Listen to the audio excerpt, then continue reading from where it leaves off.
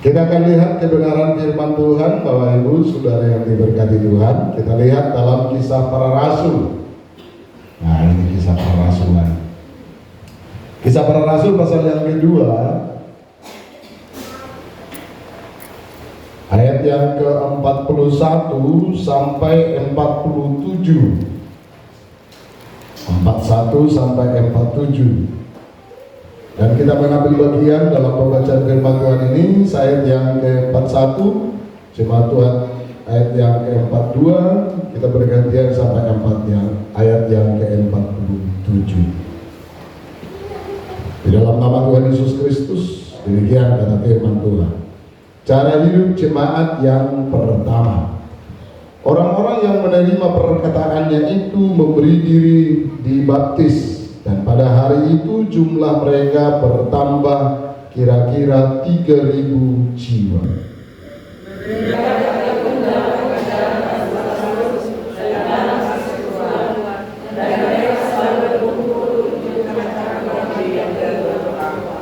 Maka ketakutanlah mereka semua, sedang rasul-rasul itu mengadakan banyak mujizat dan tanda.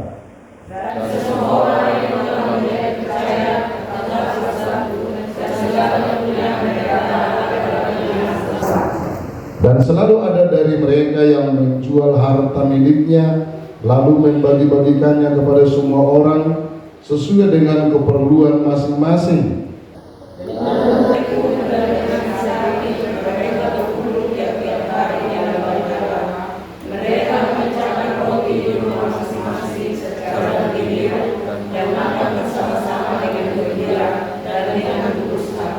Sambil memuji Allah, dan mereka disukai semua orang, dan tiap-tiap hari Tuhan menambah jumlah mereka dengan orang yang diselamatkan. Haleluya. Silakan duduk Bapak Ibu yang dikasihi oleh Tuhan. Yang berbahagialah orang yang mendengar dan yang melakukan firman Tuhan. Haleluya. Nah, saudara yang dikasihi oleh Tuhan, firman Tuhan ini dalam perikopnya dicatat di situ adalah cara hidup jemaat yang pertama. Haleluya. Ya, cara hidup jemaat yang pertama. Jadi saudara-saudara, firman Tuhan ini mencatat bahwa jemaat yang pertama itu punya cara hidup. Haleluya. Ya, ada cara mereka hidup. Bagaimana ya supaya mereka menjadi hidup. Begitu kan? Hidup di sini bukan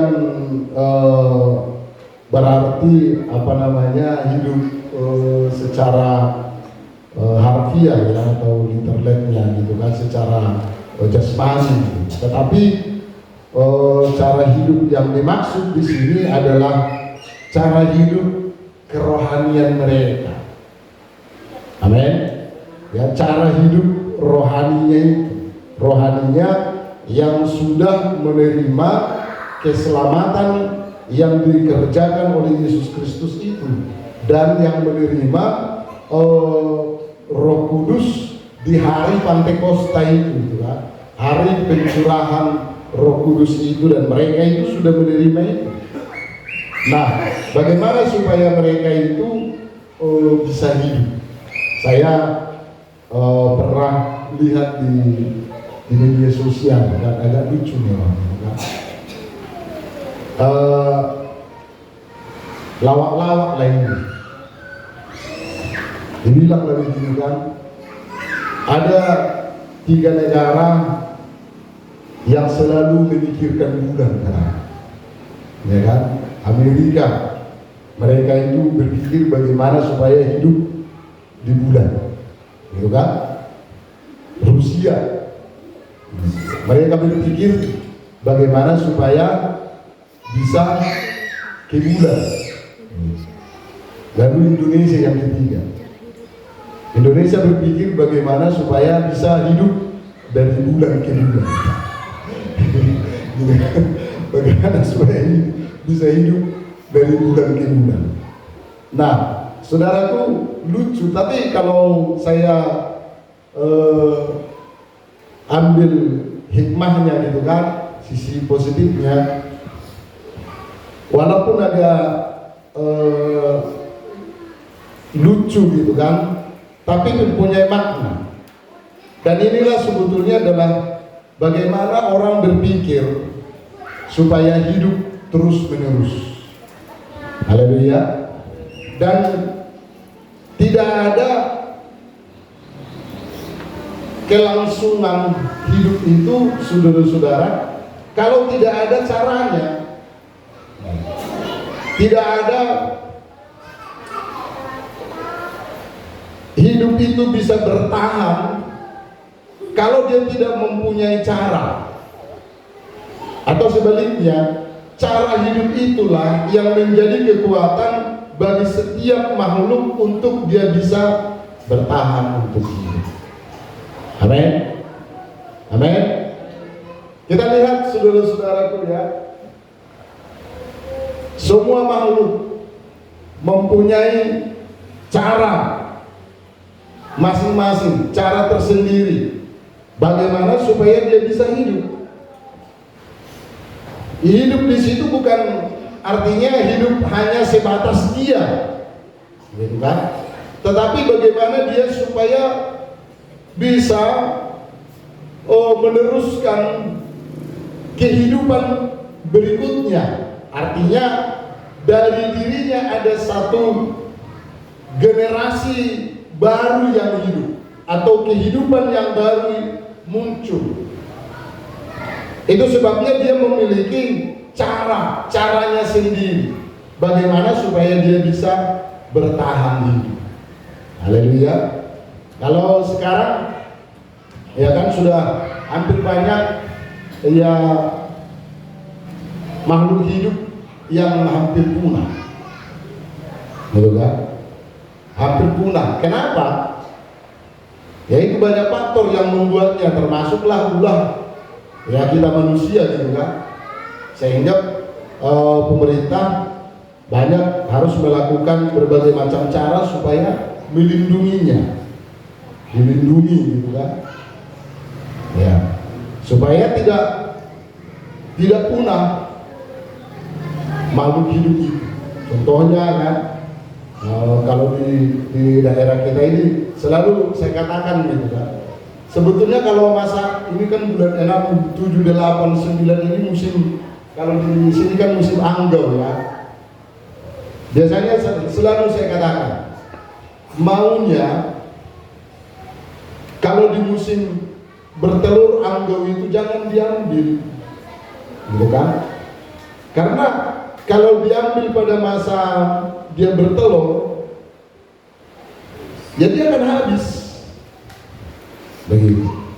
Tapi kan kebanyakan di daerah kita ini kan justru di musim bertelur itulah dibaskan, dihabiskan gitu.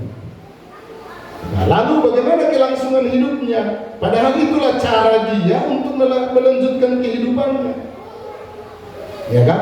Dia mau meneruskan generasi berikutnya, kehidupan berikutnya. Tetapi kita ya tidak memikirkan, gitu kan? Tidak memikirkan kelangsungan hidupnya dia. Yang penting ya libas dulu, makan dulu, yang penting gitu. Nah, Tuhan memberikan sebetulnya saudara-saudara yang diberkati Tuhan di setiap makhluk itu, makhluk hidup itu, bagaimana dia mempunyai strategi, mempunyai cara untuk hidup. Dan bukan hanya hidup di masa dia saja, tetapi ada sebuah generasi baru yang lahir dari dirinya. Amin. Ada sebuah generasi baru, ada sebuah kehidupan yang baru lahir dari dirinya. Dan kita pun saudara-saudara manusia memiliki cara hidup yang diatur oleh Tuhan. Ya, supaya dari generasi ke generasi ada saudara-saudara yang diberkati Tuhan yang diteruskan. Generasi yang satu melahirkan generasi yang berikutnya. Amin. Dan kita diberi Tuhan, tanpa belajar pun saudara-saudaraku, kita diperlengkapi oleh Tuhan untuk hal itu, saudara-saudara yang diberkati oleh Tuhan. Nah, pada saat ini firman Tuhan mengajarkan kepada kita, saudara-saudaraku, bagaimana cara hidup jemaat yang pertama. Amin. Bagaimana cara hidup jemaat yang pertama? Jemaat yang pertama ini yang dimaksud adalah ke-12 rasul itu, karena posisi Yudas sudah digantikan oleh Matias, ya, sudah digantikan oleh Matias, jadi sudah 12. Itulah jemaat yang pertama. Rasul-rasul itulah jemaat yang pertama yang dipenuhi oleh Roh Kudus di hari Pantekosta itu. Itulah jemaat yang pertama. Kecil. Rasul itu hanya 12 orang. Haleluya. 12 saudara. Tetapi mereka menyadari, ya, oleh karena dorongan Roh Kudus, oleh karena tuntunan Roh Kudus, saya sangat diberkati tadi ketika kita menyanyikan lagu ini, ya. Roh Kudus, kuatkanlah kami. Roh Kudus, hiburkanlah kami. Roh Kudus, tunjukkanlah jalan-Mu, jalan kebenaran. Nah, saudara-saudaraku, ini sebetulnya adalah kerinduan semua jemaat, semua orang-orang percaya kepada Roh Kudus. Ini jeritan hati, ya, permohonan. Kita selalu merindukan Roh Kudus itu di dalam kehidupan kita untuk memberikan kita kekuatan. Kuatkanlah kami. Ini ada kesadaran kita bahwa kemampuan kita itu sangat terbatas adanya. Tidak ada kekuatan tanpa kekuatan Roh Kudus di dalam kehidupan kita. Itu sebabnya, ya, saya yakin orang-orang yang menciptakan lagu ini, saudara, adalah orang yang betul-betul menyadari. Dan saya berharap juga kita yang menyanyikan lagu ini adalah orang-orang yang paham betul kelemahan kita, keterbatasan kita. Kita membutuhkan kekuatan daripada Roh Kudus. Amin. Kita membutuhkan penghiburan, kita membutuhkan tuntunan daripada Roh Kudus itu. Dan itulah cara hidup daripada jemaat yang pertama itu. Mereka menyadari, saudara-saudara, apa yang mereka butuhkan supaya mereka itu memiliki kerohanian, memiliki iman yang kokoh, karena mereka yang akan menjadi cikal bakal daripada gereja sampai kepada hari kedatangan Yesus Kristus kalian ini. Gereja di akhir zaman. Saudara, kita harus paham, ya, akhir zaman itu dimulai pada saat Yesus Kristus naik ke surga pada hari Pantekosta. Itu dimulai dari sini. Dan akhir zaman akan berakhir pada hari kedatangan Yesus Kristus kalian ini. Amin. Ini yang akan kita tunggu. Ya. Jadi akhir zaman itu sudah dimulai, dan kita sekarang sudah berjalan sampai, ya, 2000 tahun lebih. Saudara-saudara yang diberkati oleh Tuhan, coba inilah yang mereka pikirkan, bagaimana supaya mereka menjadi sebuah teladan, mereka menjadi sebuah cikal bakal gereja sampai di akhir zaman, sampai kepada kedatangan Yesus Kristus kali yang kedua. Maka mereka memberikan cara yang baik, cara hidup yang baik, cara hidup jemaat yang pertama itu menjadi juga cara hidup jemaat sampai kepada akhir zaman. Haleluya. Amin.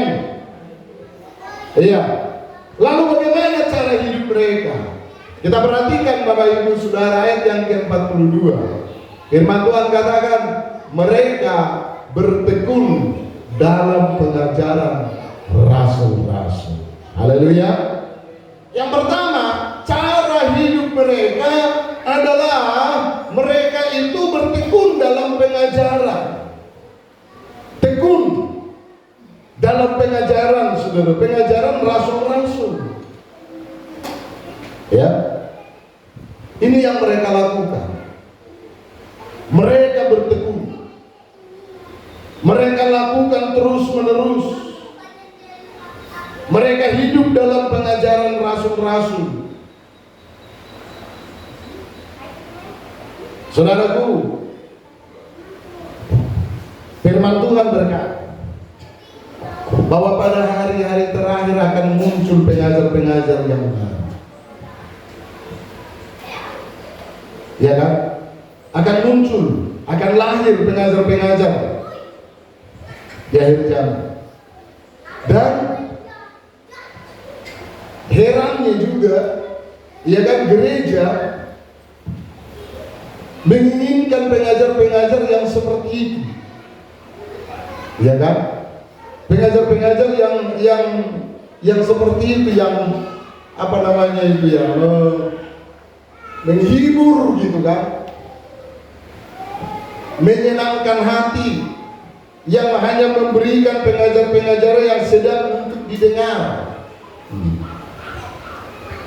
Maunya di gereja itu tertawa-tertawa lah gitu kan, dibuatlah lelucon-lelucon yang luar biasa gitu ya, sampai air mata keluar gitu.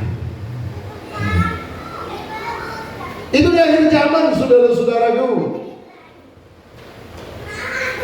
Tetapi kalau kita lihat, saudara, pada jemaat mula-mula itu, mereka itu bertekun dalam pengajaran. Mereka tekun belajar. Haleluya. Tekun. Saya tidak tahu apakah mereka itu diabsen pada waktu itu. Siapa yang datang, siapa yang tidak datang, diabsen, gitu kan.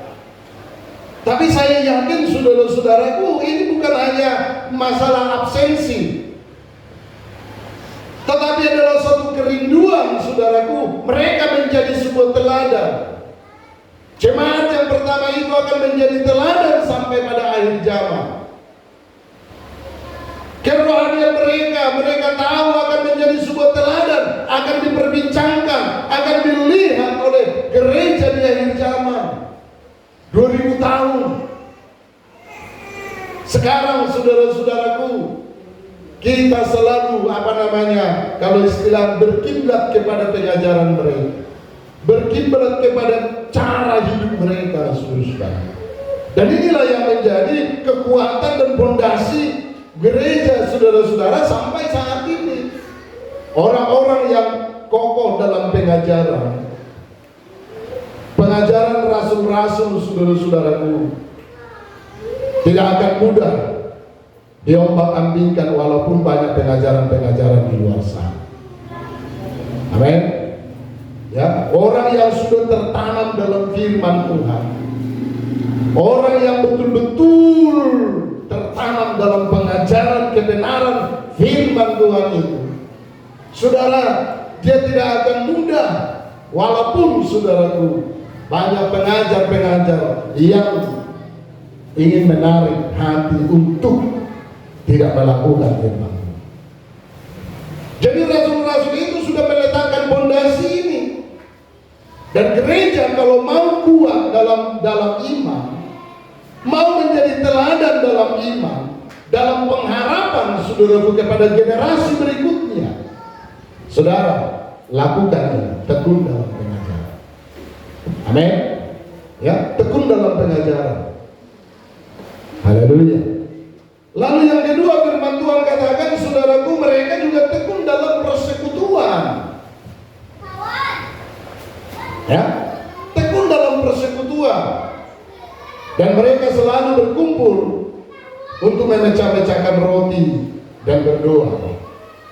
Yang kedua, mereka itu saudara-saudaraku ya, tekun dalam persekutuan. Persekutuan siapa? Persekutuan orang-orang percaya, persekutuan orang-orang yang diselamatkan.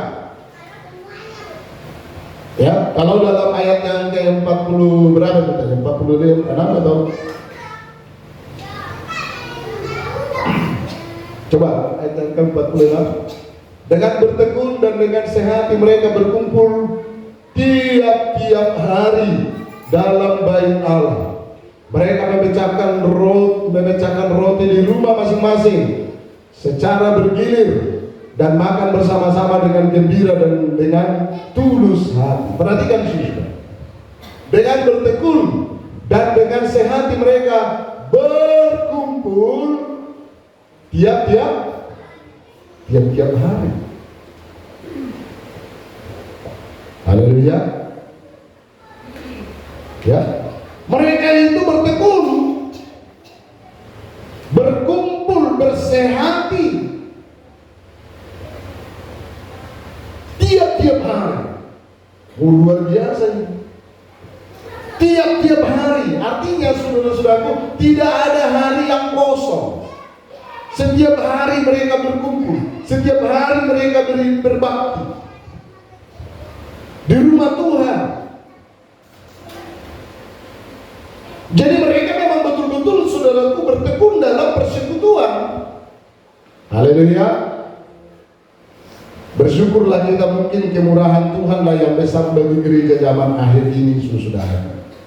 Untuk sekali pun berkumpul satu minggu, saudara yang diberkati oleh Tuhan, sudah susah kita. Sekali berkumpul dalam satu minggu, ya kan? Sudah susah. Saya selalu berpikir, saudara, apakah memang anugerah di akhir zaman ini lebih banyak, lebih besar daripada kemurahan atau anugerah di gereja muda-muda pertama? Kalau gereja mula-mula itu, saudara-saudara, mereka itu tiap-tiap hari, ya tiap hari, setiap hari, tiap hari berkumpul mereka. Ya, saudara-saudara yang diberkati Tuhan, itulah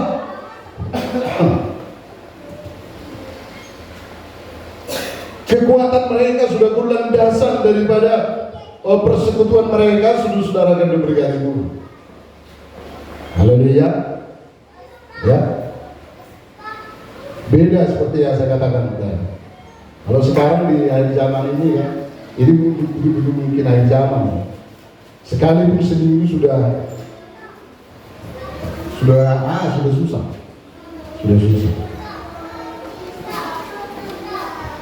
Saudara-saudara yang diberkati oleh Tuhan ya, tetapi gereja muda-muda itu sudah meletakkan dasar dulu. Dasarnya, saudaraku, tiap-tiap hari mereka berkumpul, mereka bersekutu. Itulah cara hidup mereka, saudara. Maka bisalah mereka bertahan hidup dari sehari ke sehari, dari seminggu ke seminggu, dari sebulan ke sebulan, sudah, dari tahun demi tahun, saudara.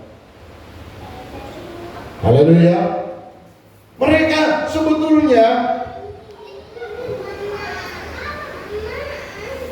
untuk berkumpul tiap-tiap hari itu mereka penuh dengan ancaman. Mereka penuh dengan bahaya. Karena kalau mereka berkumpul, mereka itu, saudara-saudaraku, menghadapi para imam-imam, menghadapi orang-orang Farisi, menghadapi saudara-saudara yang diberkati oleh Tuhan, orang-orang Yahudi yang keras, yang tidak senang dengan nama Yesus, dengan pemberitaan firman Tuhan. Dan kita lihat, saudara-saudara, gereja mula-mula ini adalah gereja yang teraniaya. Amin. Gereja yang teraniaya. Tetapi saudara, bagi mereka bahaya, maut, kelaparan, ketelanjangan, saudara-saudara yang diberkati Tuhan, tidak dapat memisahkan mereka dari kasih Tuhan. Haleluya. Ini yang mereka lakukan, saudara. Saya yakin mereka itu bisa untuk melakukan itu karena kecintaan mereka kepada Tuhan. Kecintaan mereka kepada sesama orang-orang percaya, orang-orang yang diselamatkan itu. Mereka senang berkumpul dengan orang-orang yang diselamatkan itu. Haleluya. Itulah yang membuat mereka itu kuat. Itulah cara hidup mereka, saudara. Nah, bagaimana dengan cara hidup kita di akhir zaman ini, saudara yang dikasihi oleh Tuhan? Apakah kita merindukan seperti yang mereka lakukan ini? Apakah kita mau melakukan, saudaraku, seperti yang mereka perbuat ini? Cintai persekutuan. Haleluya. Cintai peribadatan. Walaupun ya tidak tiap-tiap hari, paling tidak 2 kali lah kita semua. Amin. Ini firman Tuhan dari ayat yang ke-46 itu, coba perhatikan saudaraku. Mereka memecahkan roti di rumah masing-masing secara bergilir dan makan bersama-sama dengan gembira, dengan tulus hati. Saudara-saudara yang diberkati Tuhan, mereka juga melakukan. Nah, inilah konsep gereja sekarang ini, saudaraku, adalah gereja apa namanya itu ya, peribadatan pertengahan minggu itu selalu di rumah-rumah. Ya, selalu di rumah, bergilir. Minggu depan di rumahnya Pak Mangunso, gitu kan? Bergilir. Jadi itu Alkitabiah. Jadi mereka konsepnya seperti maka semua gereja, baik gereja suku, gereja karismatik, gereja Katolik, saudara yang berganti Tuhan, mengadopsi. Haleluya. Bergilir, digilir. Kalau dulu saudara yang berganti oleh Tuhan, tiap hari mereka bergilir. Kalau sekarang kita sekali seminggu. Haleluya. Haleluya. Ya, sekali seminggu. Makanya saudara yang berganti oleh Tuhan, seharusnya semangat kita ada semangat 45 seharusnya kan, karena sekali seminggu. Kalau kita ada 10 kepala keluarga, berarti sekali 10 minggu lah kita ketemu. Haleluya. Tapi itulah konsep yang dibangun oleh gereja mula-mula dulu. Mereka itu berkumpul di rumah-rumah mereka, di rumah-rumah semua orang-orang percaya itu. Tiap-tiap hari mereka berkumpul. Mereka memecah-mecahkan roti di situ dan makan bersama di situ dengan tulus hati, kata firman Tuhan, ya. Dengan gembira dan dengan tulus hati, ya, gembira. Jadi ini konsep mereka, cara hidup mereka itu berkumpul dengan sukacita, berkumpul dengan gembira. Haleluya. Dan itulah yang mereka lakukan. Cara yang kedua, itulah cara jemaat yang pertama. Lalu yang berikutnya, saudara-saudara yang diberkati oleh Tuhan, mereka juga bertekun dalam doa. Amin. Mereka bertekun dalam doa. Ya. Jadi saudara-saudaraku, walaupun mereka itu kan, walaupun mereka sudah menerima anugerah keselamatan dari Yesus Kristus Tuhan itu, sudah dipenuhi Roh Kudus, bukan berarti saudara-saudara mereka tidak berdoa, tetapi mereka tekun dalam doa. Seringkali orang berkata, saudaraku, doa itu adalah napas. Ya, napas orang percaya, orang beriman, itu napasnya. Kalau berdoa berarti bernapas. Kalau tidak berdoa berarti tidak bernapas.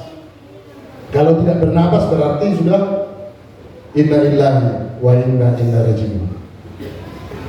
Ya kan? Telah berpulang ke rahmatullah.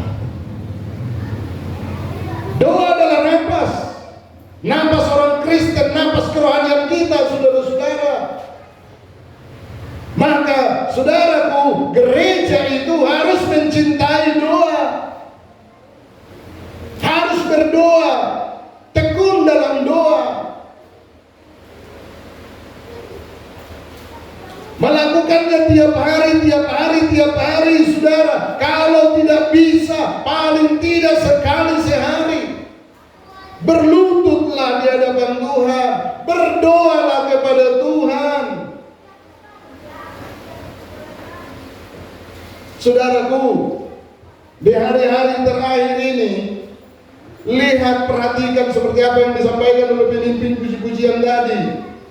Saudara, banyak memang orang apatis dengan apa yang terjadi di luar sana, saudara-saudara.